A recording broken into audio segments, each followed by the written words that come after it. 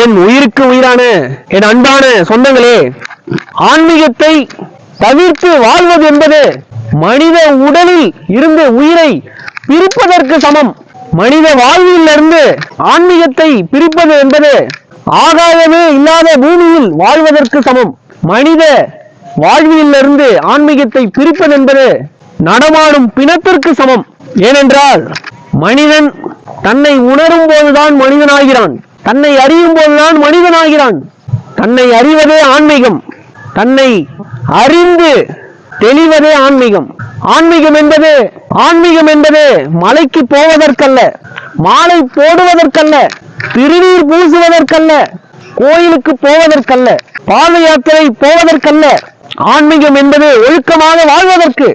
ஆன்மீகம் என்பது தன்னை சீர்படுத்திக் கொள்வதற்கு, தன்னை அறிவதற்கு, தன்னை உணர்வதற்கு, உண்மையாக நேர்மையாக அறத்தின் வழி நடப்பதற்கு ஆன்மீகம், சத்தியத்தின் வழி நடப்பதற்கு ஆன்மீகம்.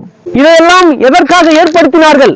மாலை போடுவது, பாத யாத்திரை போவது, கோயில்களுக்கு போவது, விளக்கு ஏற்றுவது, மலைக்கு போவது, இதெல்லாம் எதற்காக உருவாக்கினார்கள், ஏற்படுத்தினார்கள்?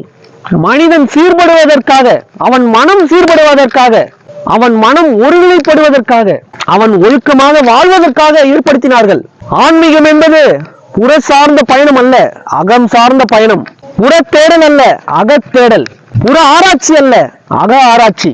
நான் யார், எதற்கு பிறந்தேன், எதற்காக வாழ்கிறேன், எதற்காக எனக்கு முதுமை வருகிறது, எதற்காக நான் ஒரு நாள் மரணம் அடைய போகிறேன் என்ற கேள்வி எல்லாம் வந்தால் அதுவே ஆன்மீகம். அவனுக்குள்ளே அவனை ஆராய்ந்தால் அதுவே ஆன்மீகம்.